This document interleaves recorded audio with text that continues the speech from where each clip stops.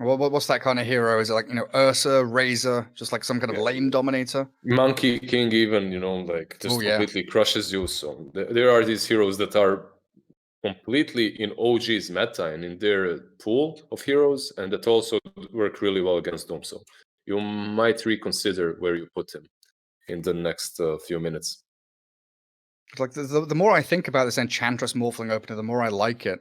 Because heroes like Necro, for example, which could have been a good third pick for VP, flexible across multiple roles, good against Morphling. Enchantress is like, you're not that great of a hero, and I just dispel your shit off you. Yeah. She's really strong versus so many heroes. That dispel is amazing on her. And also the lane potential from the Enchantress is pretty big. Now Doom usually did like to lane against Ench because he would be able to eat her creeps. It's not the same any longer. Her focal point aren't really the creeps. It's the damage that she can deal and heal up in the lane. So she doesn't care that much about it. It feels like OG going to start angling towards, mid one and Saxa, their hero pools right now. We're going for the Grim Strokes. You can have that Grim Morphling combination again with the Soulbind into Adaptive Strikes. Yeah, but this time around, Grimstroke will be your position 4, it looks like. And don't get me wrong, the Zero is also an amazing position 4. He can do just as well on that offlane in an aggressive scenario as he can do in the safe lane with his carry. So that's what's up.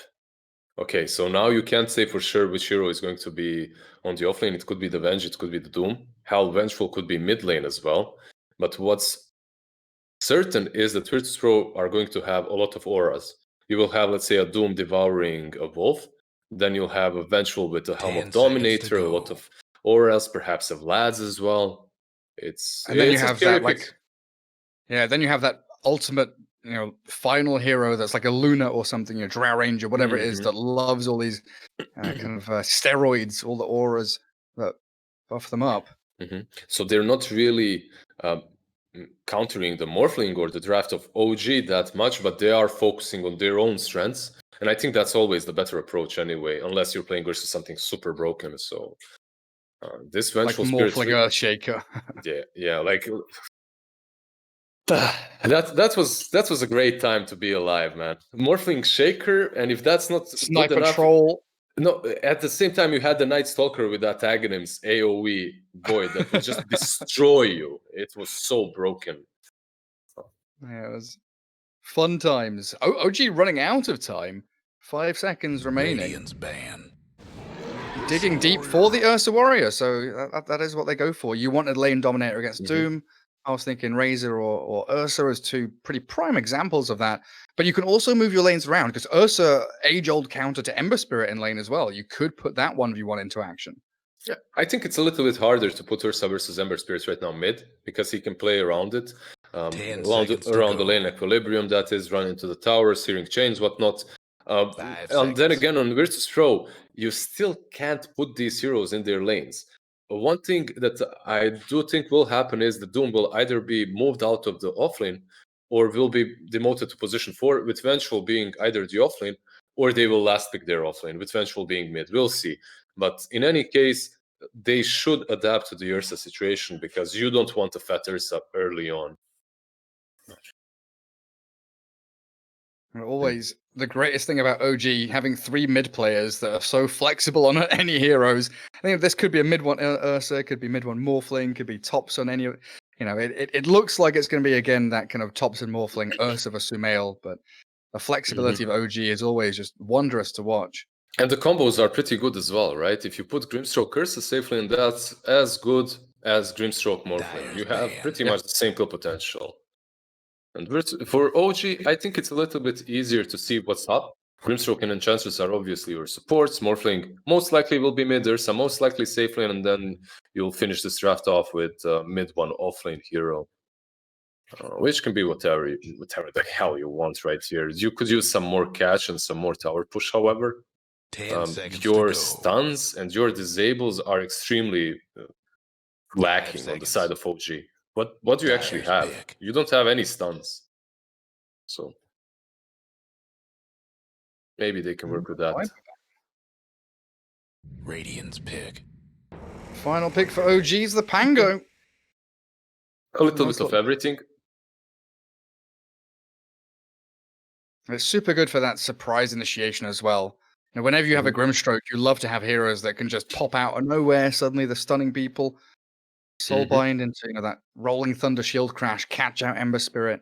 And there's also no big counters to it, right? There's no big counters. The Grimstroke is on your side. They can't really pick anything that will completely destroy Pango unless they go for something, let's say, like a Bloodseeker right now, which most likely won't happen. So it's a pretty good pick. It gives you utility. The tower push, it's lacking, but eventually Morphling and Ursa are fine with that. And I think Pango is definitely a good pick here. And it gives you that utility without the fear of being doomed, because you're always going to be, or very often you're going to be targeting these fights to initiate from fog. So Pango rarely going to get doomed as TA for VP. Yeah, this is it. This is it. TA for VP, which means Resolution will be playing Vengeful on the offlane. Zaz demoted to position 4. LTW actually playing the Ember Spirit on the safe lane versus the Pango. And Solo, obviously, taking the position 5 Shadow Demon. So they have adapted to OG's draft. Now the question is, will OG do something silly like switch up lanes? Or will they still play the lanes out like this? Because Sumail and Ursa plus Notail, they would destroy Doom if he was offlane. But I think they can do just as much, or at least something similar to the Vengeful Spirit, at least. Well, here we are. Game 3 in this best of 3. It is do or die. Lower bracket time for VP and OG together. Down in the dumps. Which way are you leaning, lizZard? Who's taking this series? OG have a lot of late game potential, I think. You have the Thompson Morphling, you have Sumail that can go for a variety of build. If he goes for that Battle Fury, he'll be irrelevant later on as well. But I think his job is to just create enough space for Thompson to go ham again. The question for me right now is, will Thompson be able to dominate from the mid lane? Because now he's playing versus a real foe, and that's the Templar Assassin that can stand her ground really well and can win this lane, especially no one TA. Yeah, like could be looking for solo kills early on, and then the ability to exploit the jungle, accelerate very quickly into that timing with Blink Deso. So Sumail, Ursa up towards top, and the Teddy Bear going to be paired up with, looks like either Sax or No-Tail. They're all heading up top. Sax Enchantress, No-Tail Grimstroke with a Thompson Morphling, who will be in that lane up against no one. LTW Ember Spirit still deciding where he wants to go. Oh, so it's position 4 Enchantress, actually. I completely disregarded that. It still will be No-Tail Grimstroke 5 and Enchantress 4. Which is interesting. It's not really a position in which Enchantress is played a lot right now. Nothing too weird, but peculiar. Yeah, definitely a rarity nowadays. And down bottom, mid one Pango with solo Shadow Demon as the Zayat's Doom is being scattered out by Sumail up top. I think I got everyone. I don't think I missed anyone out. Oh, Resolution Vengeful Spirit. My apologies, Rezo. How dare I forget? He's going to peek out here. Yeah, they see him. They know what's up. Overall, they're staying here just to get this rune and maybe get some kills. They knew exactly how the lanes are going to be set up. And here we go. Till. He's still trying to guard the runes there. Mid one will grab both down south, as it looks like Ember Spirit and Shadow Demon still were very tentative as Resolution top. Chased down as Sumail going for the Earth Shock level 1. Makes Rezo burn through a little bit extra regen. Will they go again here, or will they just run back? Okay, Sumail will just run back. Solo. Forced to disrupt down bottom. Sax are going to give him the old spears to the back of the head. That taunt on Ember, man, that's another one with music. I like that. So I want to hit them all at the same time. Yeah, we should. Someone should do that. Someone should definitely do that.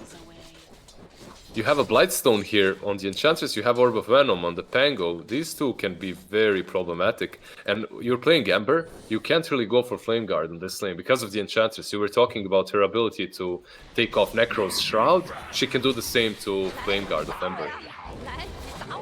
Yeah, super obnoxious. Saxa grabbing up the Hill Troll Priest. The clicks are coming from Solo. Doesn't have any additional ways of chasing Saxa down. Now, a few body blocks here, and a Fairy Fire in the hands of the Enchantress, still going for it. As Courier. oh, we're going to get a long-range hit. Down goes the Drodo. Salve gone. Well, that's all happening. Mid one trading hits with RTW, forced to salve up.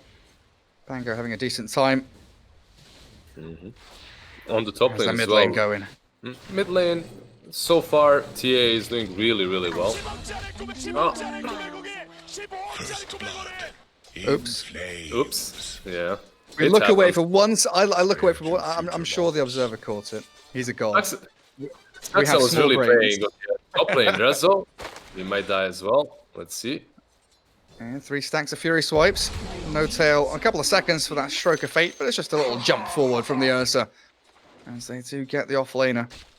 And there we got that one. These lanes can be very volatile. Like we said earlier, Blightstone, Veno, and Enchantress and mid one. And then on top lane as well, you just have so much damage. Now when Doom has the Wolf Aura, this lane becomes scary for OG too. Solo, again, kind of using this disruption aggressively to chip away at people, and a great slight chains from RTW. So a lot of damage onto OG, but the dive is there. Mid one under tower. Might be able to pressure RTW a little more as well. That creep wave causing a few problems. And that was a single pull from Solo as well, right? I didn't check if maybe Saxa was responsible for that pull. I don't think he was. So... Or Zayats. Up at top, Sumail going to try and jump away from the stuns. Great Ink Swell, no tail.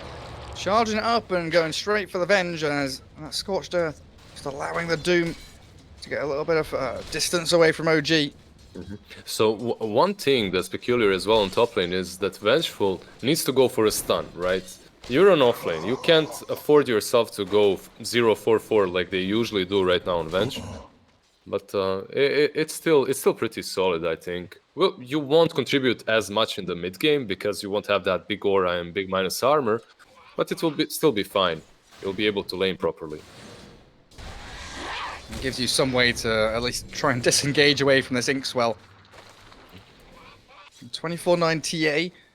That's a great lead over the Tops and Morphling right now. No one. Spectacular start as down bottom, mid one, very low. Still gonna go and give chase to RTW. He loses his life first. And now a Sleight of Fist with the Ember Spirit having no regen left. Salve there, given over to him though, and now Saxa's the one in trouble. They killed both of them. Mail has fallen as well, while Saxa's still dancing through the trees. Solo, what's he got? Disruption in a second. They've got the slight chains, holding Disruption for the very last second. Try and make sure they claim this kill. A few more hits will do the trick. And Virtus.Pro, great laning stage start from them across the board. Yeah, they just got 4 kills on 2 sides in a span of a minute. On top lane as well. Really, this Doom, he found the ultimate creep for this lane because he's just playing with so much damage. He has plus 21 at this point. Yeah, it's rare we see so much aggression on both side lanes at once. There's Rezo. He will be paying with his life this time. He still dies. Inkswell and still dies to the Rezo illusion with Zayat. You said it, there's Alpha Wolf right now. It's doing so much work. It's a double kill for Doom. Zayat is just slicing and dicing, brings the fiery blade from hell and destroys OG in that top lane. It's just such a crazy lane, man. You're playing versus so many auras, so much damage, plus the wave of terror. You don't even realize how hard they hit you until they actually start with that wave of terror. And also, Ursa and Notil, they just TP'd top, so they can't even get to the lane. Now they have to run together, holding their hands. The walk. Healing power. A walk of shame. Saxa bottom lane, it looks like he'll get out. He has his heal level 1 now, so he can work with that. Top lane, however, Ursa did go completely into the jungle, guys. He's had enough of this lane. Maybe with his level 4 he can come back, but this just gets harder. Rezo is level 4, Zayats is level 5. Gonna start double jungling in a second. And here comes another dive onto tower though. No tail. Loses half of his HP. Zayats, a couple of stick charges, but the Fury Swipes are dangerous. And Rezo's been left to his own devices now. Quick little Phantom's Embrace resolution. This will be the end of him, I think. Nice little stun will stop the advance of Sumail, but he's got another Earthshock, and that Stroke of Fate slows him down just enough. Saxa's arrival doesn't really change anything there. But he will come in to potentially get a bit more damage done if, you know, VP return to this lane. She's taking a bounty as well, right? Because no one took it. Usually you save this bounty for your mid laner because he has a bottle, but actually no one does not have that, and because of that he didn't go for it. On the top lane now, Zaz has a full bracer completed, but the Enchantress is coming from behind. This might be a full turnaround on the top. Yeah, it looks like it. Already early aggression. Sumail's lost a lot of his HP, and with Inkswell not landing, it's dangerous now for OG. Wand is forced out, but at least now with Saxa and Notel clearing through the Doom, a trade back for resolution. 1 for 1. Position 4 for position 4. Yeah, he sadly couldn't devour the creep, right? All bottom, mid one. He's going to get caught by Solo. They've got another chains just to make damn sure that a killing spree into the hands of the Shadow Demon will come. No one using the Sab against them. Top lane Salt again. in the wound. They're going for more. Okay then, resolution. How are you getting out of this one? Slipping out? No, absolutely not. Inkswell with the bear is a mighty combination. Even though your illusion's left. So you had a really good laning stage. You had a really good couple of kills. If you're Venge and Doom, you need to chill out a little bit and go to this lane together. Because Vengeful without the Doom doesn't really work, and Doom without the Venge also suffers. One good thing for Venge though is, even though he died, he just got 4 CS. He still continued farming with his spirit, so he does care obviously because he's not getting those levels, but in the grand scheme of things, he is getting closer to his Dominator. Radiant's mid tower's coming apart. And TA now in the jungle, farming very quickly, 3,500 net worth up. Morphling's not too far behind though. Thompson is definitely keeping pace here. I'm a little surprised that VP not putting a hero mid while TA farms jungle, but I guess they need to keep these dual lane side lanes in action the way that OG are playing. Yeah, you really have to. Maybe you could actually let LTW solo lane down bot, but the top lane needs to stay together. This Vengeful Spirit can punish their tier 1 so fast and so hard. I think it might fall in the next couple of minutes, maybe right now actually. Ember sending out that defensive remnant. I don't know if it'll save him. Great little slide dodge of that rolling thunder. And RTW's carved himself a path into the trees and now off to the west, but slowed by Saxa. In comes mid one, Sumail, No Tail, everyone here from OG. Disruption buys a second at a time, but it's not enough to keep the Ember alive. Now Zayas in onto mid one, he's got no mana left. 11-1 charges, but swashbuckled down for 5 seconds. And TA with the traps will slow him down. Mid one, ooh, the wand into swashbuckle. He's not going to get away from the final projectile flying through the air. Did they forget about Sumail? It looks like they didn't, but he's going so deep into the trees. Solo dodging away from all those strokes of fate. The No-Tail is fake pumping, and there's the kill. Spree for No-Tail. And Sumail still in the trees, like you're saying, he's been left completely alone. Yeah, he managed to get out. In the forest. Oh, hello. No-Tail's been found by Ember Spirit. No, not going to get denied by creeps. Nice little spill off the side blaze by no one. So many skirmishes. Time to drop the step. Sumail, Zaz, bottom lane. That's the thing, you say so many skirmishes, it's not done. Zayas is fighting Sumail, we had Venge fighting the Enchantress top, while No-Tail's dying behind tier 2 near that mid lane. Mid one, he's going... Yeah. He knows there's no Doom, right? So because of that, he can try and poke the Doom a little bit, but yeah, but he doesn't really have that damage. He goes back into the lane. So Helm of the Dominator for Venge is pretty close, and so's the Deso of TA. VP are going to hit this timing real hard. And you talk about this timing on the other side, you have Sumail who's going for the Battle Fury. And now Battle Fury does not make you... It's not an anti-mage Battle Fury in which you have to continue farming for the next couple of minutes until you get, let's say, a Manta.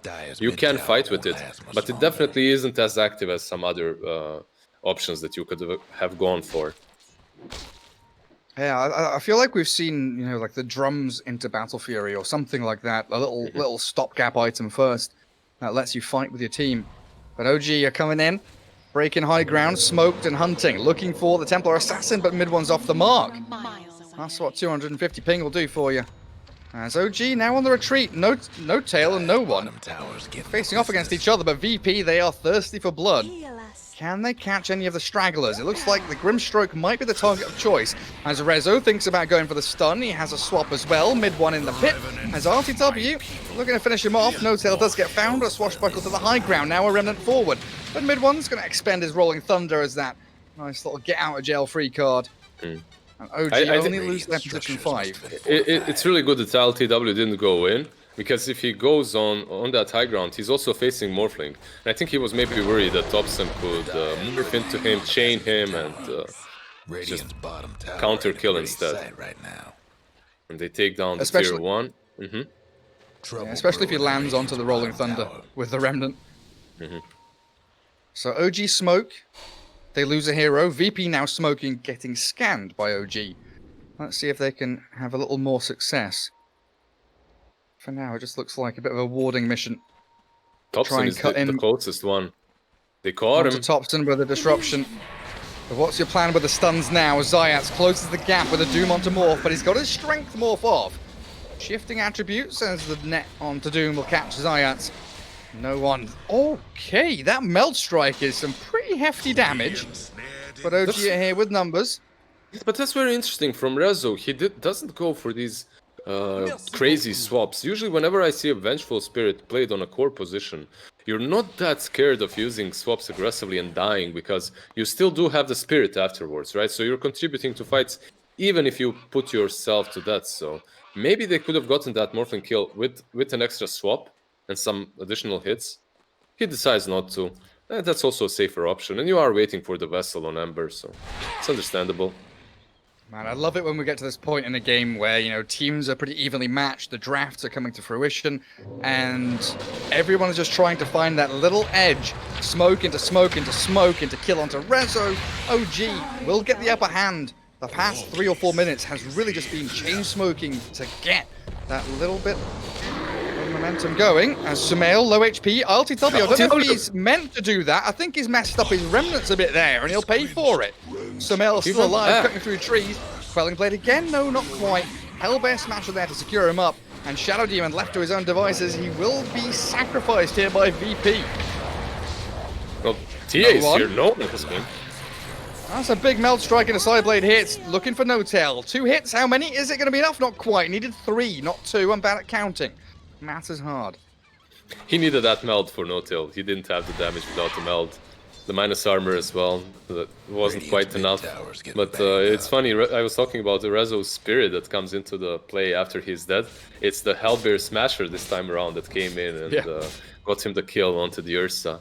But one thing that Virtus.Pro isn't doing is playing around this Venge. Usually teams do that because of this sick aura in the mid game. I just wonder what happened there, because LTW definitely like remnanted towards the left-hand side of the map somewhere.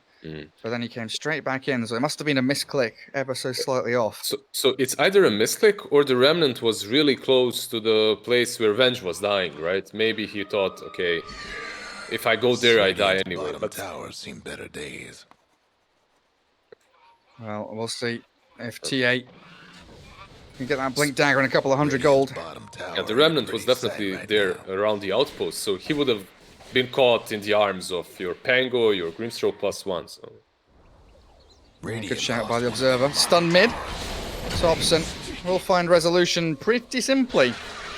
Halfway towards that Eagle Song for the Ethereal Blade. They're hunting for the Venge Illusion. Topson shifts into Vengeful Spirit mode, and with Wave of Terror, considering Roshan, Virtus.Pro are in the area. So I guess that's something worth mentioning as well, right? Is VP with a TA lineup pretty reliant on getting that first Roche. And they also get it so easily. You're playing with TA, with Wolf Aura, with Vengeance as well. So you take it down so quickly.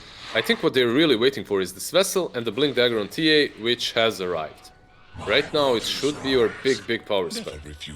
And the smoke, there it is. There it is. Rezo up at the front. Zayats, he's got phase boots, windlace, he's pretty speedy. Who is the Doom target here for zayat? Is it just the first person he sees, or is he actively aiming for the Morphling, for example? I think it's most likely the Pango that you want to doom most of the time. But if Morphling is out there, he's a pretty damn solid target too. The thing is, Pango brings the most to the teamfight of OG, and he makes everything click. If Pango is out, you can't really have a solid teamfight. In comes mid one. Rolling Thunder with the Inkswell just about gets the double connection. Now trying to get himself out of there though, as mid one swashbuckles back to high ground. No one's ready waiting for him though. Into the waiting arms of the TA as they soulbind her up with the Ember Spirit. Chase is on VP. They want additional targets. Inkswell again from No Tail, but the chains from RTW will connect and keep the Grimstroke held in place. But the chase, where is it? Meld Strike, final touch, no one will be able to clear him up. That's it again, Rolling Thunder used with the Inkswell, but he was a bit too deep, and you could see instantly no one recognizes the target, jumps in the back, and forces them to back out completely. And this is Rosh. Look at how fast that falls. It's 17-minute Rosh, but it's just disappearing, it's melting. Very, very quick from VP. It's just like the speed at which VP are choosing targets, like you're saying, the fact that TA is going straight into backlines, while the Doom and the Venge, you know, causing havoc at the front. Because he's So not these afraid of teamfight anything, ultis and- right? Yeah. That's the thing, no- if he sees Inkswell used on the Pango, he's free. He can do whatever he wants to.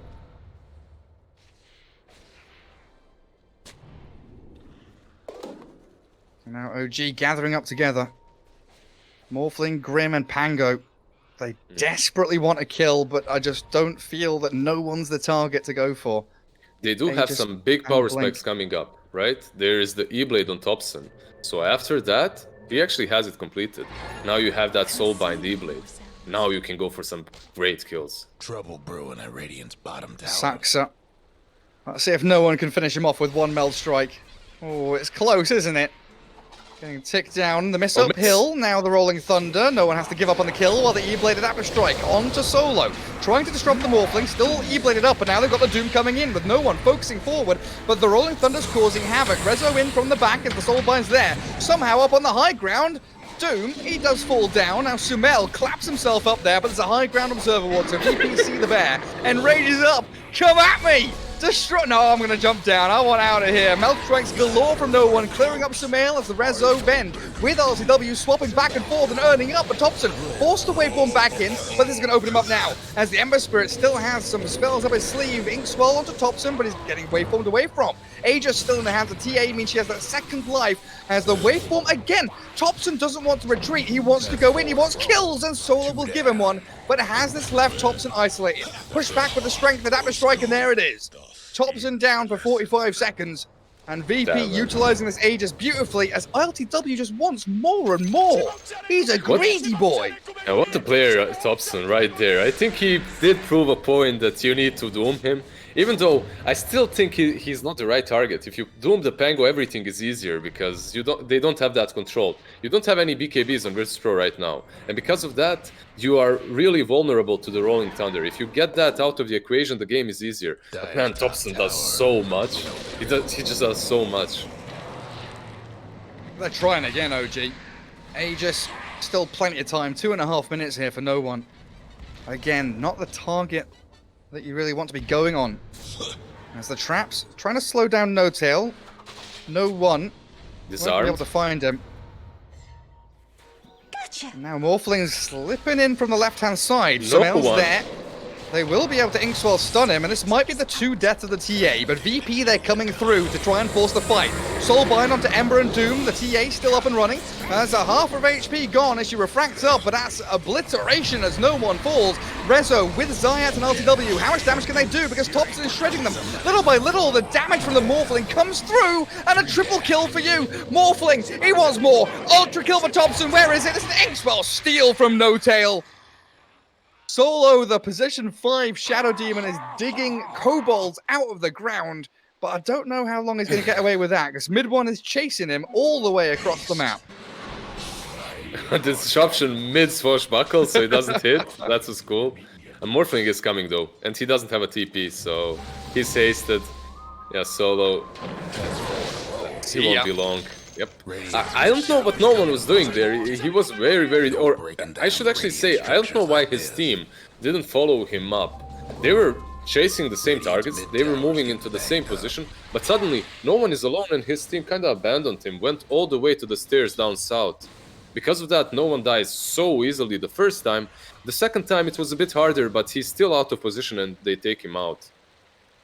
Some notable plays there were really the Centaur stun from the Dominator of the Vengeful Spirit, and then also Enchanter stealing that Centaur and using her own stun a few times. That's your 11k net worth TA just sitting on enemy high ground pretty much in that triangle. VP don't have that overwhelming teamfight force. They don't have the big reset tool, the big ulti. It's really down to like swap and disruption, and that's, are you in range? Are you ready there to save your TA? They are really strong when they're all together and when they can utilize all these auras that buff each other up. That's when they're really strong, but OG, they've hit their power spike. The E-Blade is there, the Yasha is there on Morphling. And they now know they're fighting into this TA who has no Aegis. Swashbuckle forward with the Inkswell. Disruption does buy time for Rezo.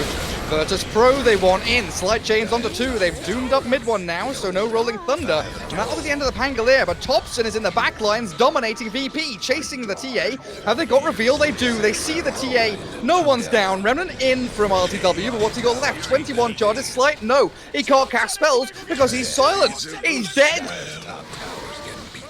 Can they catch CIS as well? I don't think so. He has that blink to work in 5 seconds, but Thompson is on a run. He's actually chasing. In the space of 3 minutes, lizZard, we've had a team wipe from OG. Now 4 heroes destroyed.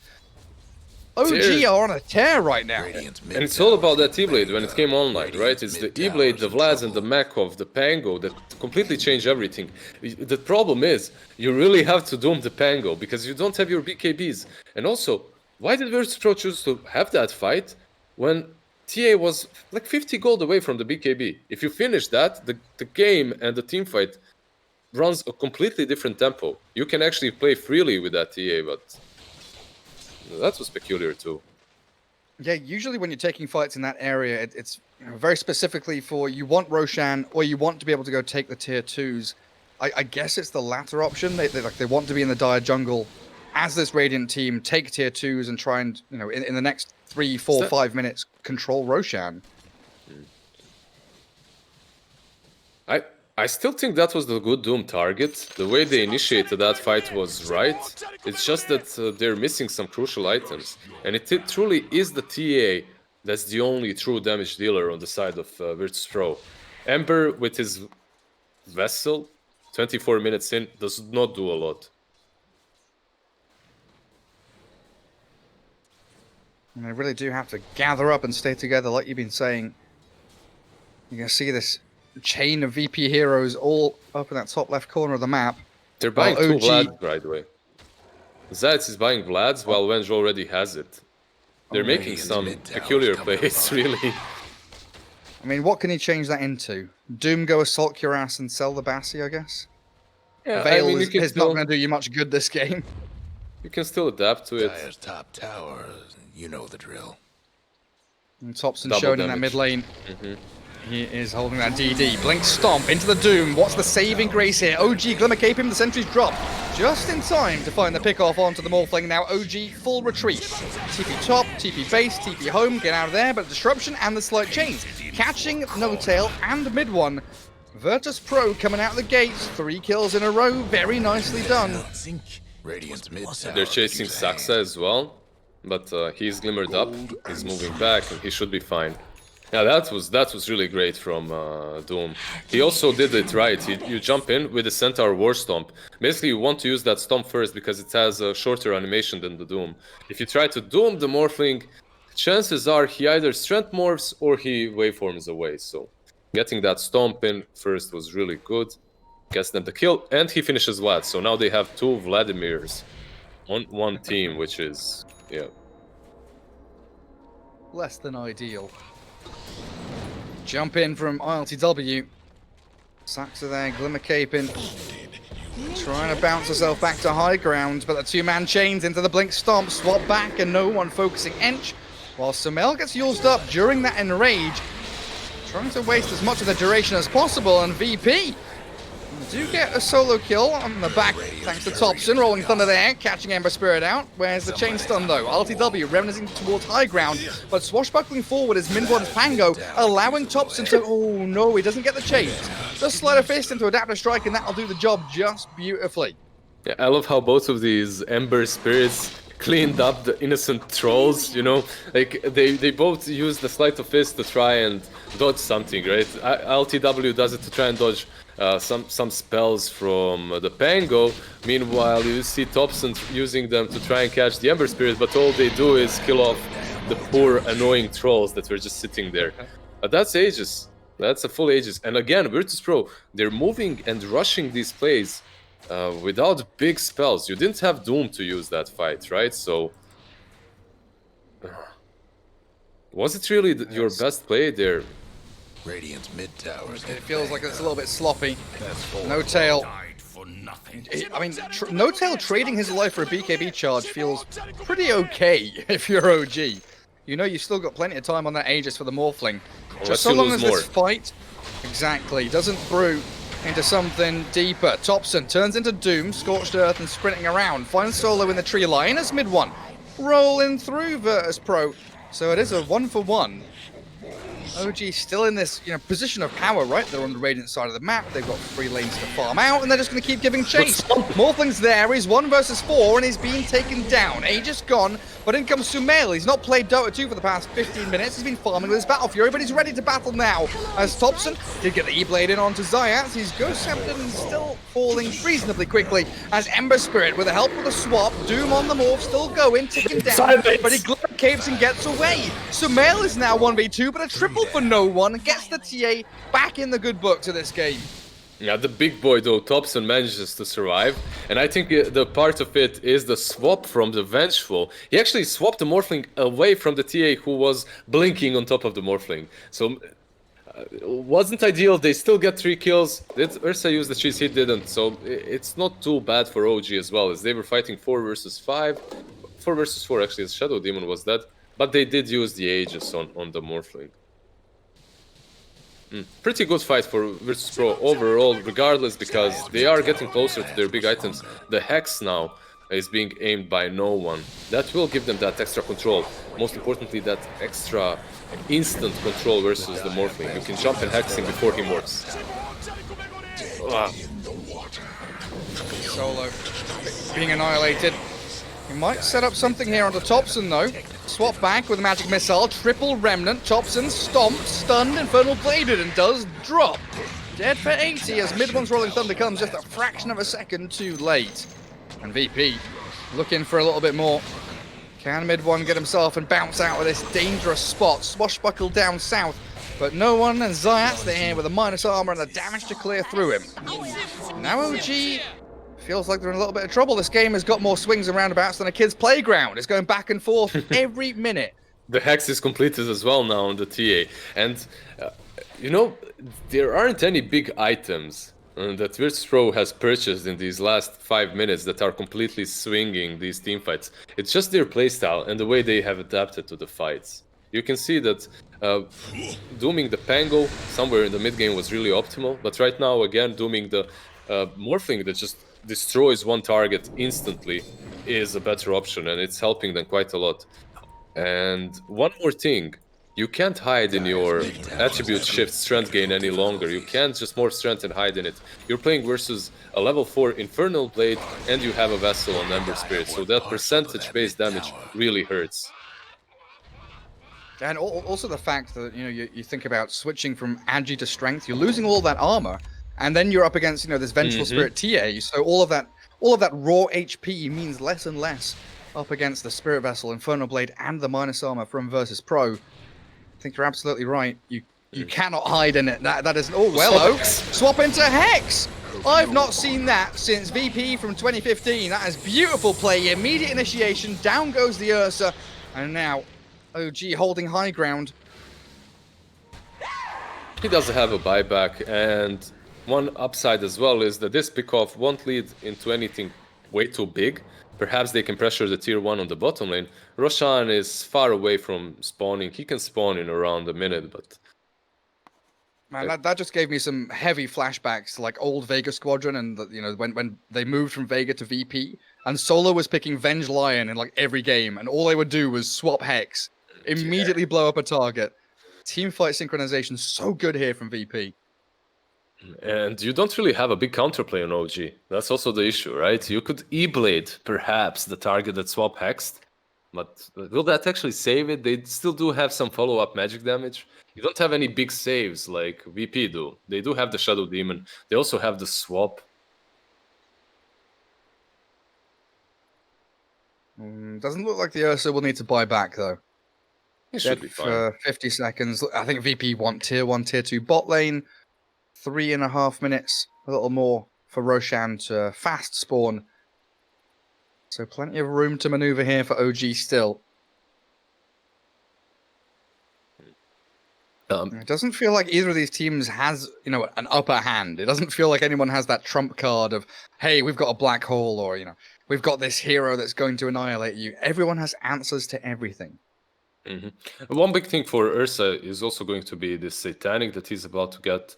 That will help you out a little bit. Overall, it will be harder to execute these blink swaps into Hex. So extra stats resistance is always nice. Morphling is buying a Lincoln. Morphling is buying Lincolns as well, right? So this Lincolns will be really big. The only problem is it's quite far away. He does have 2,000 gold saved up, but he's not quite there yet. Still needs a little more time. Saxa on this position 4 Enchantress doesn't feel like that, you know, super impactful team fight or ganking hero that we often see Saxa playing. Especially yes, with you've got the builder, Glimmer Cape Medallion, but yeah, exactly. The Glimmer Cape Medallion more it looks like a position 5 Enchantress, sorry. Really. If you went for something like, let's say, a Dragonlance and started hitting people real hard, I would say, okay, that's a position 4 Enchantress Saxa. I could get behind that, but this... I'm wondering how fast... Oh, hello, Hex, with a swap. And the minus armor does get attribute shift off, but he's been doomed, and Thompson, he is gone. Immediate buyback from the Morphling now as they turn onto mid 1. Quickly dispatched with a Pangolier. Rolling Thunder will not come out. Solo holding high ground, self-disrupts.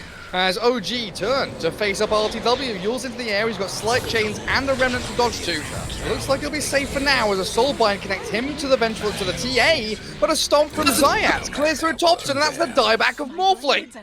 OG have been shredded by VP, sudden turning of the tables, and Sax is about to lose his life as well. Purge slowed, the trap is there, and a final touch from no one gets him a triple kill, but high ground to be broken. Okay, they have fortification, but the creep wave is coming in for Virtus.Pro, and this is 80 seconds without Morphling. You don't defend this. This is a side. This is at least a side, I should say, because they have everything they need here. They can't go for other tier 3s, so they're going to go for tier 4s and Throne. Exactly, with another minute with no Morphling, they know they can do it. The swap Hex again, claiming the bounty, forcing buyback. Sumail has to return to the battlefield now. Resolution taking a pounding from Saxa, but what can Sumail do? Literally, what can he do? You've got Rolling Thunder, Glimmer Cape there. Mid 1 is annihilated. So close to death, kept alive with the Greaves and the 1 charges. Will be able to roll back in as they find the Vengeful Spirit. Now the Shadow Demon stunned and controlling up RTW as well. This Rolling Thunder's doing good work.